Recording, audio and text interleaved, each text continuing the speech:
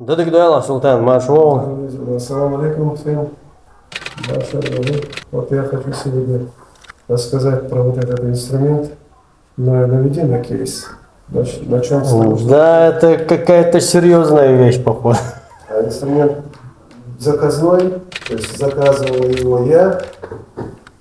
Но сейчас владелец этого инструмента раскрывать или потом скажем? Ну, неважно, в принципе.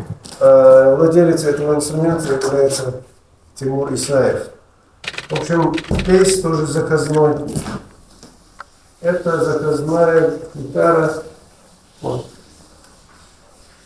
Рекенбекер. Знаменитая гитара Рекенбекер.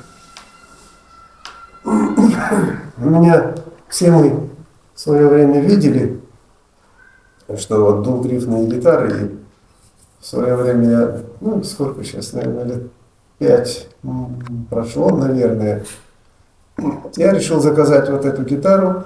Не просто купить в интернете, там много было разных гитар, я смотрел, и цены были разные. То есть, в общем, дело в том, что на одной выбрал один из самых лучших китайских заводов, который по производству музыкальных инструментов.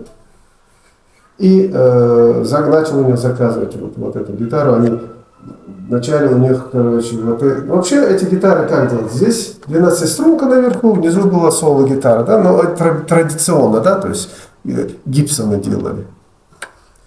А я решил заказать гитару, там были у них, конечно, вот этот бас сверху, 12-струнка снизу.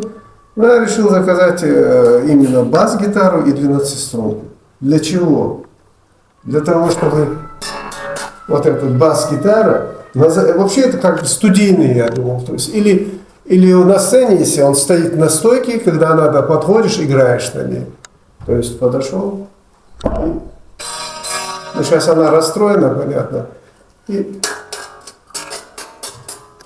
видите, как она звучит массивно. Даже без подключения, да?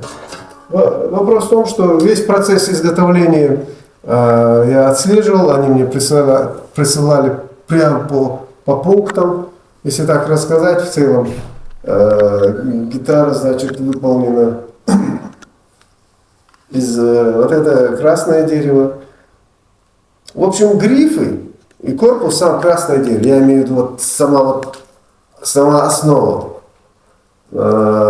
Накладка на гриф здесь.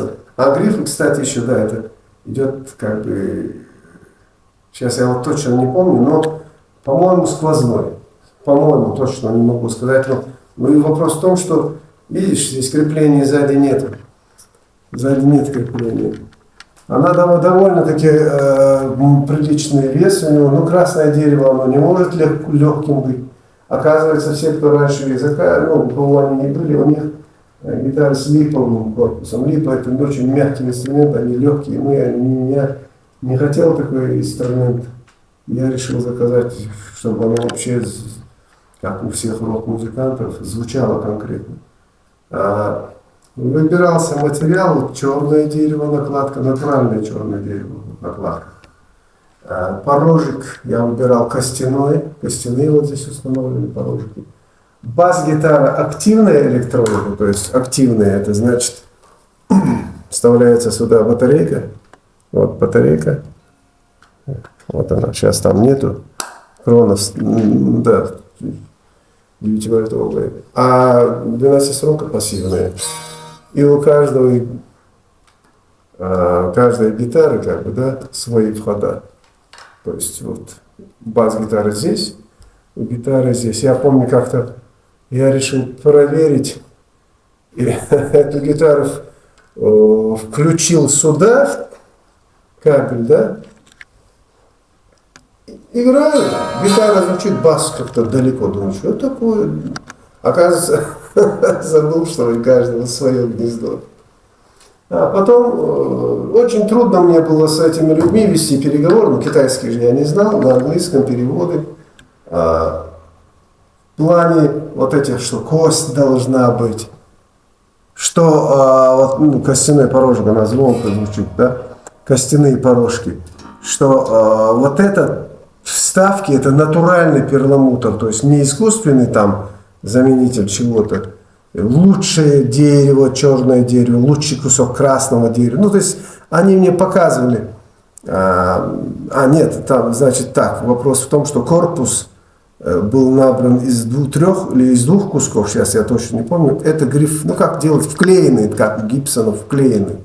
И, ну, был длинный кусок, я сейчас подробности не помню. То есть я выбирал вот эти корпуса по интернету, да? То есть высылали, у меня фотографии даже остались где-то в архиве, в компьютере. Потом, 12 стволка. В общем, она недешево обошлась. Очень хорошая система самоколков. И я помню, они мне сделали гитару. Вот это, ну, китайцы, понимаете, да? Китайцы, они их надо контролировать. Они сделали вот это перо, то есть развернутое как бы, да? То есть вот этот рисунок был, то есть наоборот. Я им говорю, сперва они мне предложили, да, так было, бас, по-моему, что-то. Я говорю, это не моя гитара. В общем, они бедные мучились, потом у них же постоянно завод, да, они выбрали мне уже на правильную расстановку вот этого рисунка. Они говорят, ну какая разница, типа, все равно здесь 4 струны. Я говорю, нет, это точное, если делаете, надо же точную делать Рекенбекер расклад. Почему именно Рекенбекер, не Гибсон? Потому что басы именно Рекенбекер, они вообще звучали конкретно. Моторхед, да, он играл как Ленни. Леми Киллмастер. Да. Киллмистер, по-моему. Какой-то, да, который все символику, вот эту фашистскую символику у него, по-моему, даже танк у него был, да? Я не помню, что такое. Танк даже он купил, увлекался. Он играл на вот этих басах. Сейчас медиатор добил, сейчас попробую показать. Он играл, вообще у него своя стилистика игры была, что меня тоже, ну и многих, наверное, удивляло. То есть, не знаю, обычно гитаристы, когда играют, они же медиаторами играют, да? И у него, басисты считают, как бы, пальцами играть, то есть.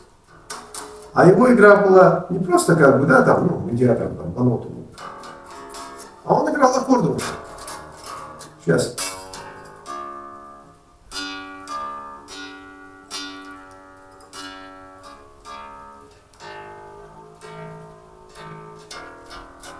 То есть он играл аккордами.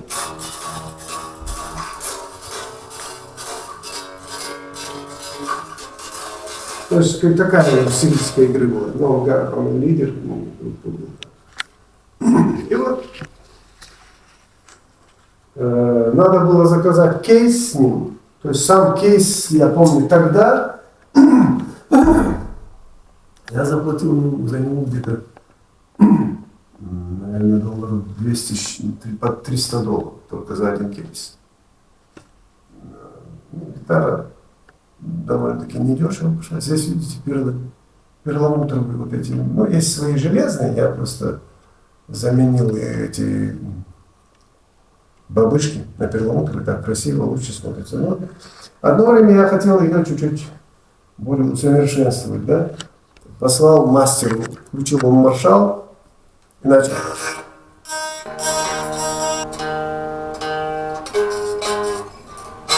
В общем, для работы на студии вот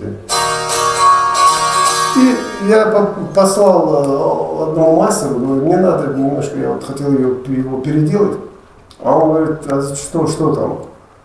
Я говорю, слишком немножко вес как бы большеватый, на мой взгляд, да? Может как-то отрезать здесь кусок, ну то есть сделать их поближе, да, чуть-чуть убрать. А он говорит, хотел я датчики тоже здесь как-то поменять, что-то более какие-то там. Он говорит, поиграй. Я включил маршал, начал на ней играть, где-то была запись. Он послушал, сказал, Султан, она вообще отлично звучит, зачем тебе даже, ну как рок-вариант.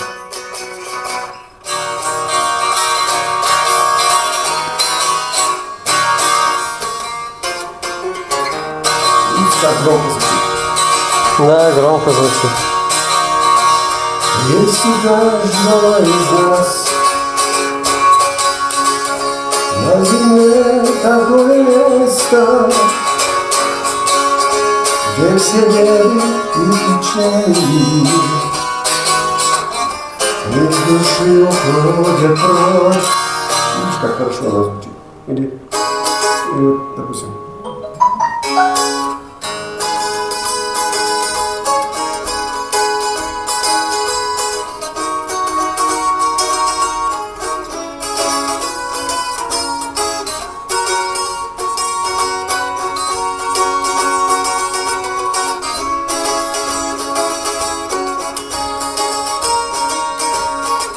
Латом дыхнула пьяна домана,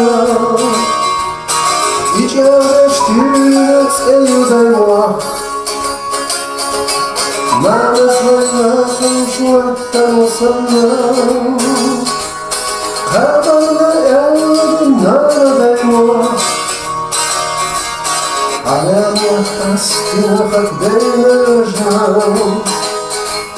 Мама, что раздача небо, а не тяжба, ты нацелешься весна. Собирался на войну. Стив Vai вообще недавно я видел, недавно уже, у него там, по-моему, 5 или 7 грифов было. Он играл на всем там, играл. Заодно здесь, там, то есть, понятно, он величайший гитарист, мастер своего дела. В общем, вот такой инструмент. И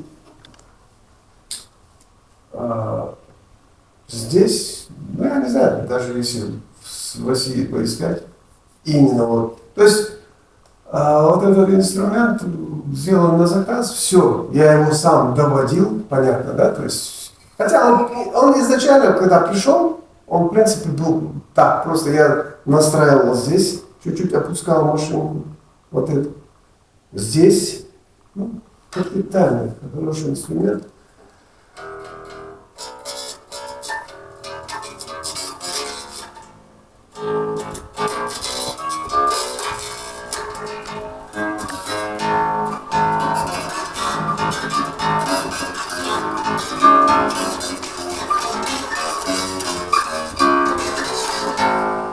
То есть вот такое дело.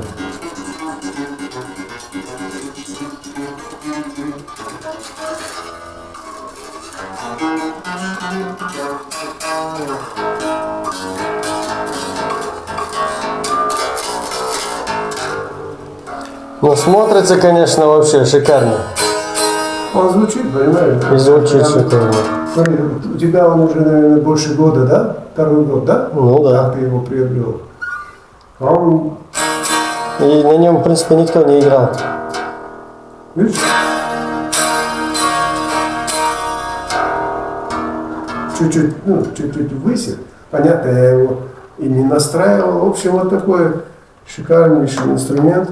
Потом некоторые начали здесь, друзья, шутить, типа вот, зачем двухгрифная гитара, может, я тоже, у меня один раз возникла такая, зачем я заказал двухгрифную, когда можно было 2 гитары, да, как бы заказать. В таком случае этот бас был уже старый, игрался бы, и гитара там.